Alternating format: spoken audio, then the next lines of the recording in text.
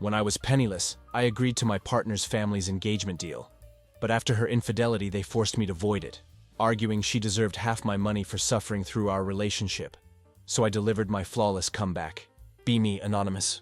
This is going to be a long one, but I need to get this off my chest somewhere. Just finalized my divorce last month and holy hell, what a journey.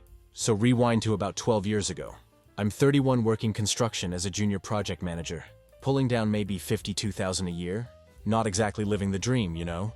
Had about $82,000 in student loans from an engineering degree. Barely used it because the job market sucked when I graduated.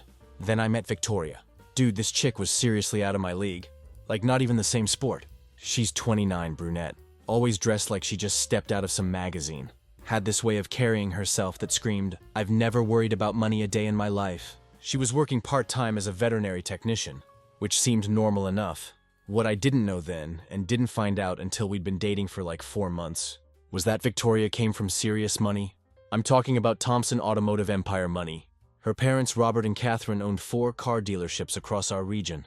Here's the thing though, I had inherited my grandfather's business when I was 28, but it wasn't exactly something to brag about.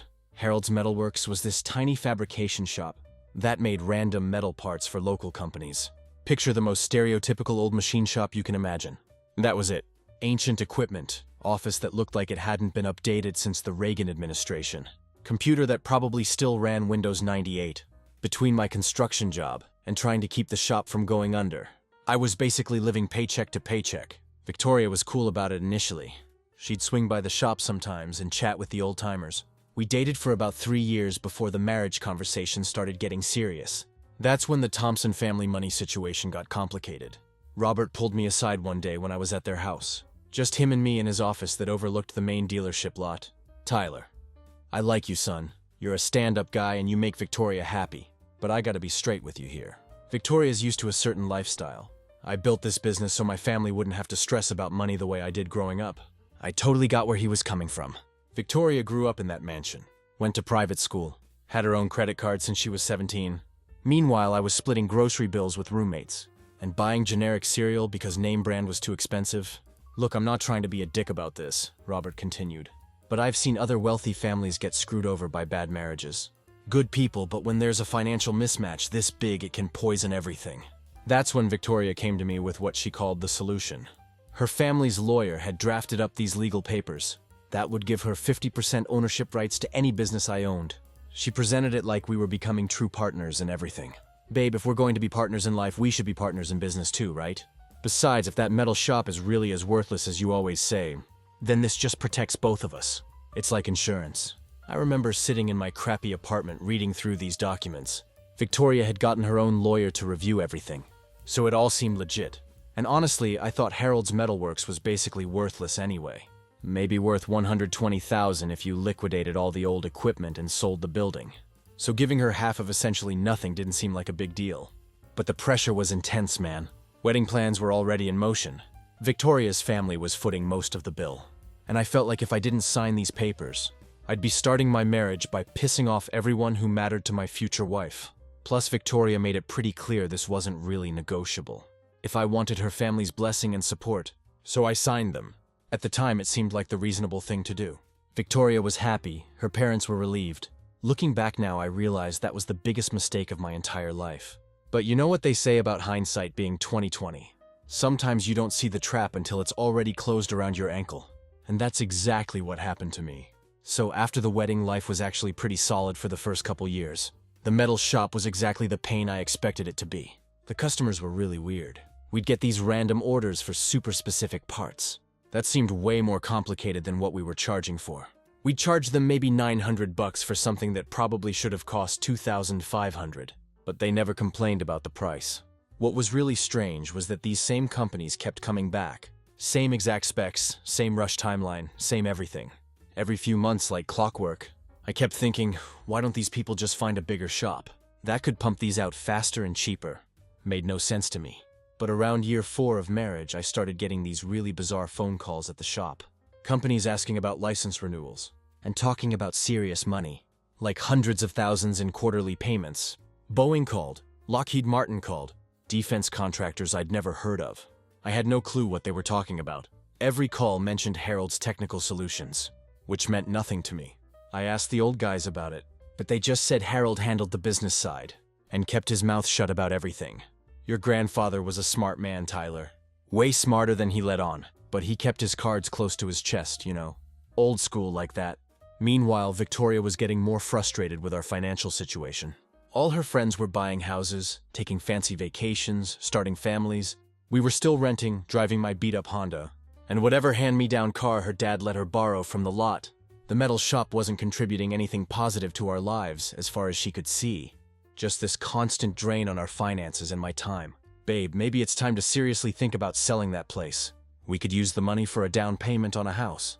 My dad knows some investors who flip commercial properties, but I couldn't bring myself to do it. Those old guys had worked there their whole careers, and it felt wrong to just sell out from under them. Plus, something about those phone calls was really bugging me. Why were all these major aerospace companies calling about Harold's Metalworks? If we were just some tiny fabrication shop in the middle of nowhere. I finally decided I needed to figure out what the hell was going on. Took a week off from construction, and went through Harold's office, found a box of legal documents buried in the back. Patent applications, licensing agreements with major companies, financial statements showing hundreds of thousands in revenue. That's when it hit me. Harold wasn't just some metal worker. He developed specialized processes for aerospace stuff, patented everything, and had been licensing it to major corporations for decades. The fabrication shop was just the cover. The real money was in the patents, and I'd been sitting on this gold mine for 4 years without knowing it. So once I figured out what Harold had actually left me, I called his lawyer, William Peterson. Tyler, I was wondering when you'd piece it together.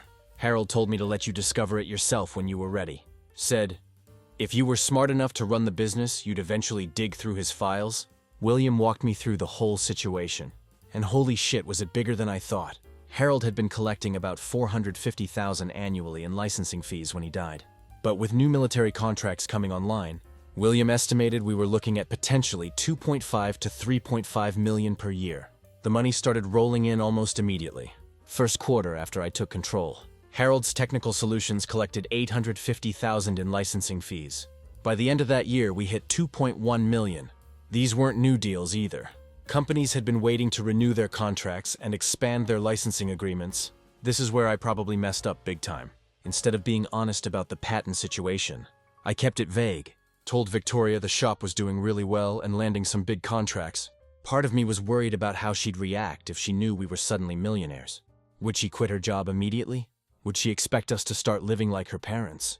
Would her family start treating me differently if they knew I had more money than them?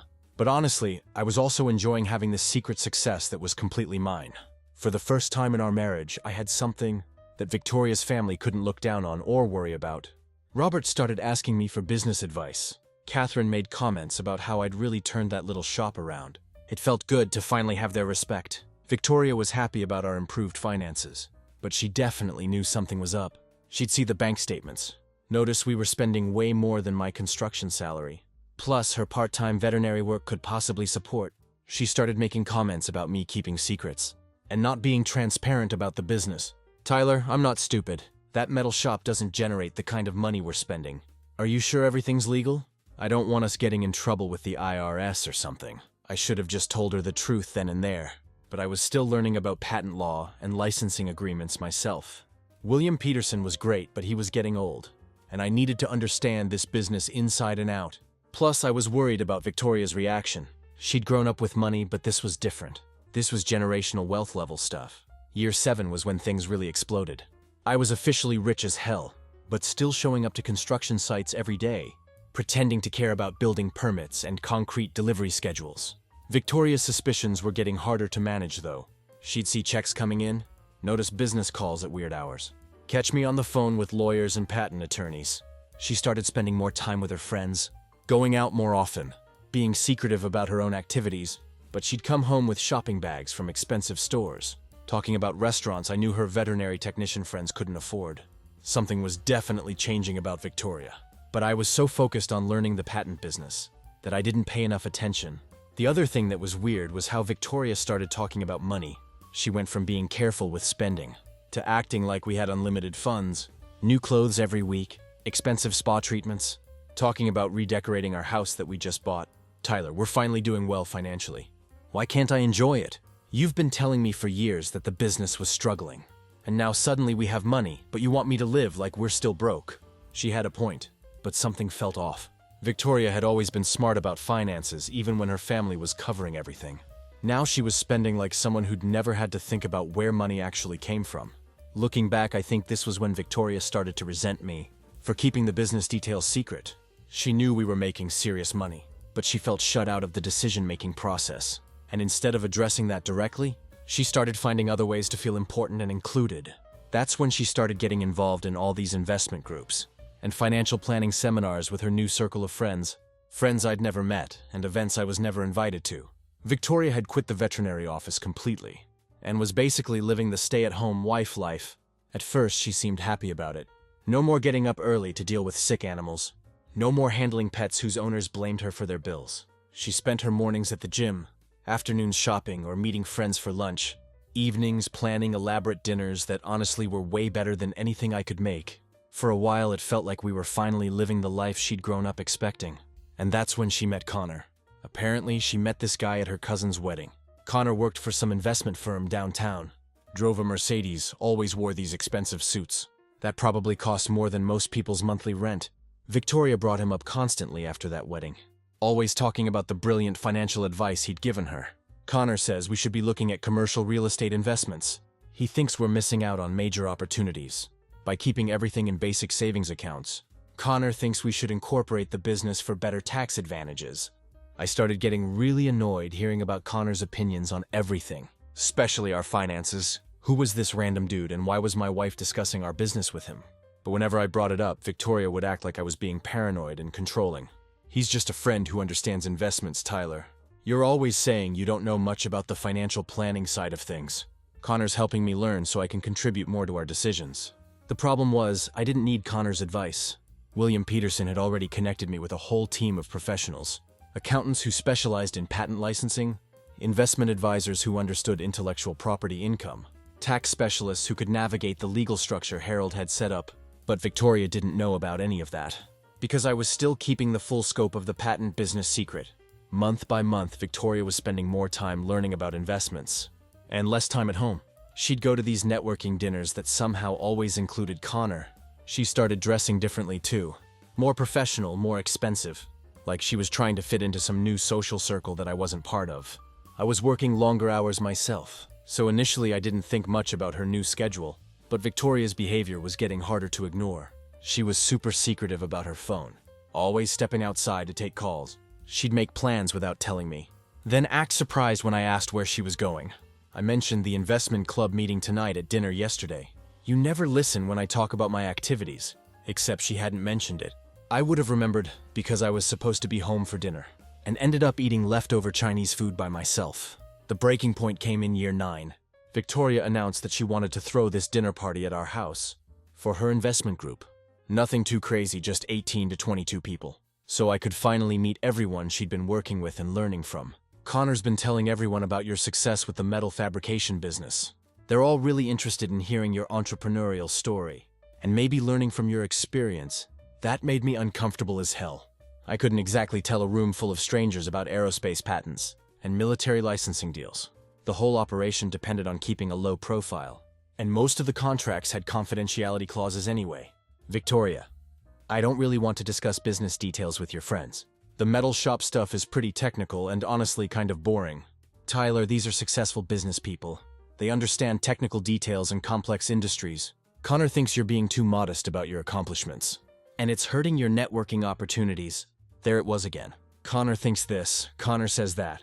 I was getting real tired of this guy having opinions about my life and my business decisions. The dinner party was awkward as hell.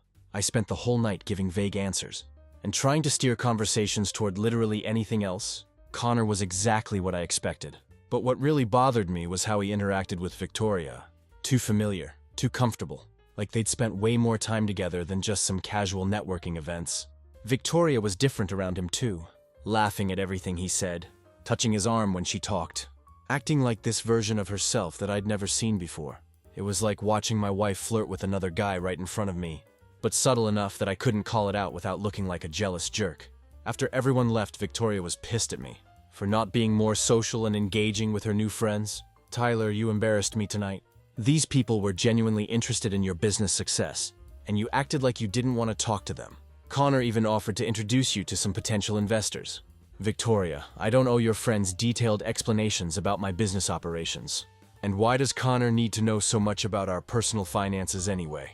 Connor's a professional who's offering free advice and networking opportunities. He's not some random guy. He's helping me understand investment strategies so we can make smarter decisions together. That night I made a decision. I needed to figure out exactly what kind of investment advice Connor was giving my wife, and why she was suddenly so interested in learning from him, instead of talking to me about our financial planning. Something was definitely going on, and I had a feeling it wasn't just about portfolio diversification. So I did what any guy would do when his wife starts acting shady as hell. I hired a private investigator.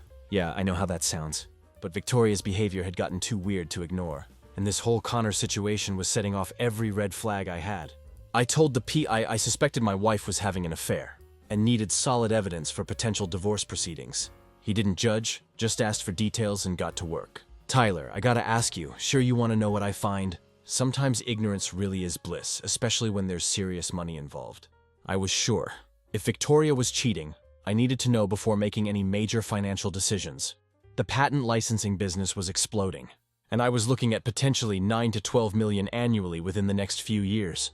If she was planning to divorce me and claim half of everything, I needed to protect myself. The PI had answers within 3 weeks, and they were worse than I expected.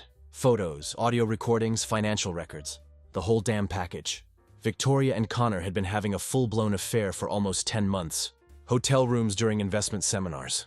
Weekend trips disguised as financial planning retreats. Romantic dinners, while I thought she was at book club. But here's the part that really got me. Connor thought he was dating a future multimillionaire. The recordings were brutal to listen to.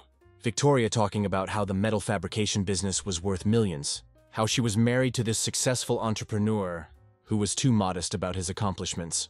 Connor eating it all up, making plans for their future together. Once Victoria divorced her blue-collar husband who doesn't appreciate what he has. The business partnership papers only cover his original assets, Victoria told Connor. During one recorded conversation. But everything he's built during our marriage, I'm entitled to half of. We're talking about serious money here. Enough for both of us to retire young and travel the world. The irony was perfect. Connor wasn't who Victoria thought he was either. PI said a background check revealed that Connor was basically a mid-level sales guy. At a struggling regional investment firm, the Mercedes was leased, the expensive suits were probably maxing out his credit cards, and he was living in a rented condo that he split with a roommate. Connor was projecting success just as much as Victoria was, and they were both planning to live off money. That Connor thought Victoria was going to get from divorcing me. Two frauds planning to screw over someone they both underestimated. Beautiful. The whole thing was pathetic and infuriating at the same time. My wife was cheating on me with some wannabe finance bro, who was only interested in her because he thought she was about to inherit millions. And Connor was pretending to be successful, to impress a woman who was planning to steal half of my aerospace patent empire that she didn't even know existed. I spent about 3 weeks figuring out my next move. Part of me wanted to confront Victoria immediately and throw all the evidence in her face, but my PI advised me to be strategic about it. William Peterson confirmed exactly what I'd hoped. Victoria's 50% ownership rights only applied to Harold's Metalworks. The actual fabrication shop, Harold's Technical Solutions, LLC, was a completely separate entity. That owned the patents and licensing agreements. The paperwork Victoria had signed years ago gave her rights to machinery, buildings, and manufacturing contracts. She had zero legal claim to the intellectual property. That was generating millions annually. That's when I realized how perfectly this whole situation was going to play out. Victoria was planning to screw me over. Using legal documents she thought gave her rights to millions, but she was actually going to screw herself. The business she thought was worth a fortune. Harold's Metalworks was still basically worthless. Some old machines, a building that needed repairs, and manufacturing contracts worth maybe $900,000 annually. Total value maybe $250,000 if you liquidated everything. Meanwhile, Harold's Technical Solutions was bringing in $5+ million annually, and growing faster every quarter. Victoria had no legal claim to any of it. I decided to let Victoria make the first move. My PI kept monitoring the affair, while I quietly moved assets around and made sure all the corporate paperwork was bulletproof. If Victoria wanted a divorce, she was going to get exactly what she'd legally contracted for. Half of basically nothing. The confrontation came about 4 months later, finally. She sat me down for what she called a serious conversation about our future. Tyler, I think we need to talk honestly about our marriage. We've grown apart over the years. We want different things out of life. And I don't think we're making each other happy anymore. I let her talk. She gave me this whole mature, reasonable speech about how people change, how sometimes relationships run their course, how we'd married young and maybe rushed into things. I think we should consider a trial separation, Victoria continued. Maybe take some time apart to figure out what we both really want out of life. Are you asking for a divorce, Victoria? I'm asking for space to think things through. But honestly, yes, I think divorce might be the healthiest option for both of us. Then came the part I'd been waiting for. Tyler, I know this is hard to discuss, but we need to address the business assets. I know you've built something really successful with the metal fabrication operation, and I want to make sure we handle the financial side fairly. What exactly do you mean by fairly? Well, we signed those partnership papers years ago, making me a 50% owner in the business. I think the right thing to do is honor that agreement and split everything down the middle. I acted confused and asked her to explain what she meant. Victoria laid out her whole plan. Sell the metal shop operation. Split the proceeds. Divide up our other assets according to California community property law. She estimated the total value at several $1 million and seemed confident that I'd agree to her terms. To avoid a messy court battle, Victoria, those papers you're talking about give you 50% of Harold's Metalworks, the fabrication shop. Are you sure that's what you want? Tyler, don't play games with me. I know the metal shop is generating millions in revenue. Connor helped me research the aerospace manufacturing industry, and companies like yours are worth way more than you've been letting on. There it was. She'd just admitted to discussing our private business with Connor and researching my operations behind my back, but she still had no idea what Harold's Metalworks actually was versus what was generating the real money. Okay, Victoria, if that's what you want, we can definitely split up Harold's Metalworks 50-50. You absolutely sure you don't want to think about this more? She was sure. Victoria was so confident that she was about to become a multi-millionaire that she filed for divorce the following week. Game on. The initial paperwork they filed was absolutely hilarious. They were demanding 50% of all business assets and intellectual property, plus long-term spousal support, plus a bunch of other shit that showed they had zero understanding of how Harold's companies were actually structured. Victoria's lawyer was clearly operating under the assumption that Harold's Metalworks was some kind of defense contractor goldmine, worth tens of millions. I could picture Robert and Catherine sitting in strategy meetings, talking about how they'd always known I was hiding the true scope of my success. My legal team was locked and loaded for this fight. We had every document going back to the 1980s. Every patent filing, every corporate registration, every licensing agreement. Our case was bulletproof. The discovery process was absolutely beautiful to watch. Victoria's team kept demanding financial records for the Aerospace Manufacturing Corporation, and getting confused as hell when we handed over the books for Harold's Metalworks, a small fabrication shop with 14 employees, making about $900,000 annually in revenue. I heard through the grapevine that Robert was getting frustrated with the delays, probably wondering why it was taking so long. To get his daughter her rightful share of my millions? Where are the defense contracts Victoria's lawyer kept asking during depositions? What defense contracts my attorney would respond? Harold's Metalworks is a small fabrication shop. They make custom metal parts for local industrial customers. But the millions in revenue, the aerospace connections, the government contracts, you're thinking of a different company. It took Victoria's legal team almost 4 months to figure out that Harold's Technical Solutions even existed as a separate entity. When they finally discovered it and demanded those financial records, my lawyers dropped the nuclear option. Harold's Technical Solutions LLC is a completely separate corporate entity that Mr. Tyler inherited independently. Mrs. Victoria has no ownership interest in that company, and no legal claim to its assets or revenue streams. You should have seen Victoria's face during the deposition when this all came out. Her lawyer was frantically shuffling through the partnership papers Victoria had signed years earlier, finally understanding that her 50% ownership rights only applied to the worthless fabrication shop. Robert and Catherine were sitting in the back of the room, and I watched Robert's face go white when he realized what had just happened. But the patents, the licensing fees, the aerospace industry revenue, where is all of that held? Harold's Technical Solutions, LLC. Separate company, separate ownership structure, separate everything. Victoria lost her shit completely, started screaming about how I'd hidden assets, and committed fraud by not disclosing the full scope of the business operations. Robert jumped up and started yelling too, claiming I'd deliberately deceived their family about my financial situation. Catherine was furious, probably realizing they just spent a fortune on legal fees to help their daughter claim half of basically nothing. Her lawyer was desperately trying to argue that the two companies were essentially the same operation and should be treated as one entity for divorce purposes.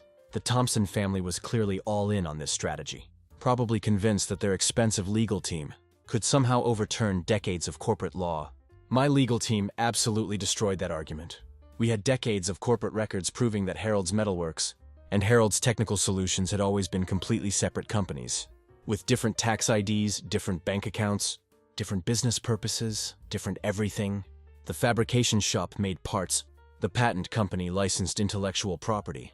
Two totally different operations that happened to be started by the same guy. Victoria's lawyer tried every angle he could think of, argued that I had a fiduciary duty to disclose the patent income during our marriage, claimed that keeping the businesses separate was a scheme to defraud Victoria of her rightful assets, even tried to argue that because some of the fabrication shop's work supported the patent licensing, the companies should be considered integrated operations. None of it worked. The judge was crystal clear during the final hearings. Mrs. Victoria signed a legal partnership agreement, giving her 50% ownership of Harold's Metalworks.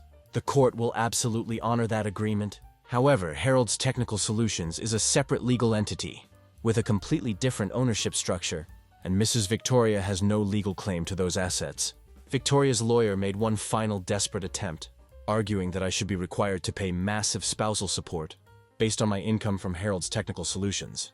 But even that didn't work, because the partnership papers Victoria had signed included language specifically limiting spousal support to a small amount for a short period. In the end, Victoria got exactly what she'd legally contracted for: 50% ownership of Harold's Metalworks, a small fabrication shop worth maybe $250,000 total. If you sold all the equipment and the building, she also got some furniture, her personal belongings, and about 20 months of minimal spousal support. That barely covered her car payment. What she didn't get, any claim to Harold's Technical Solutions, which was now generating about $7 million annually in patent licensing fees, no share of my investment accounts that I'd built using that income, no claim to our house which I'd purchased entirely with licensing revenue, no long-term financial support. Victoria was absolutely devastated. I watched Robert and Catherine's faces go from confident expectation to complete shock to anger in about 45 seconds. They'd been so sure their daughter was about to become independently wealthy, and instead she was walking away with half of some old machinery and a building that needed repairs.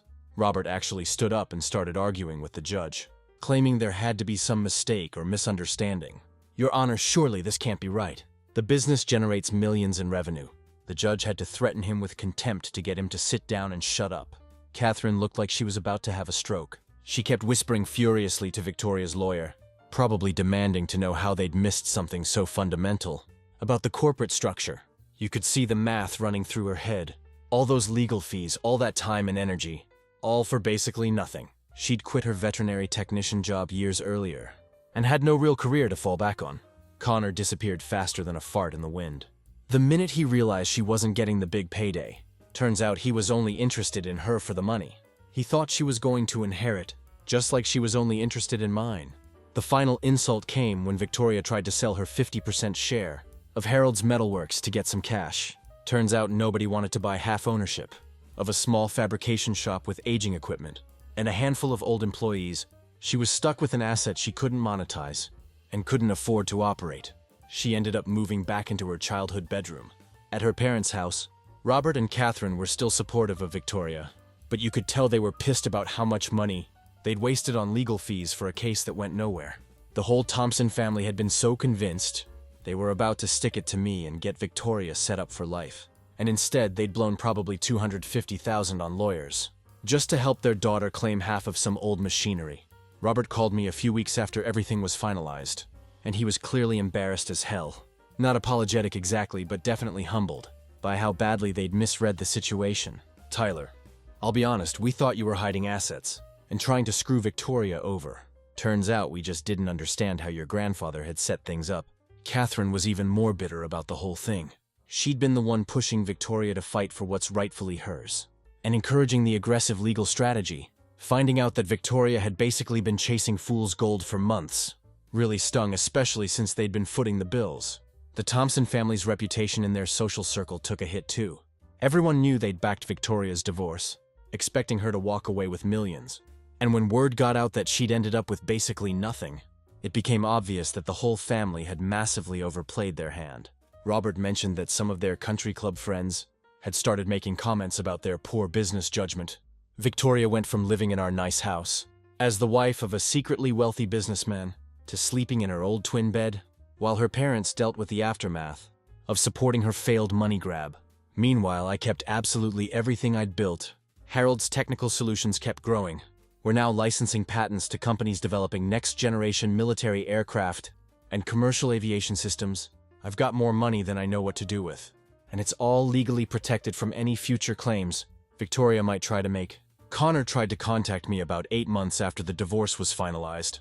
Apparently, he'd figured out that I was the one with the real money and wanted to discuss potential investment opportunities and partnerships. I had my lawyer send him a cease and desist letter that basically told him to get lost permanently.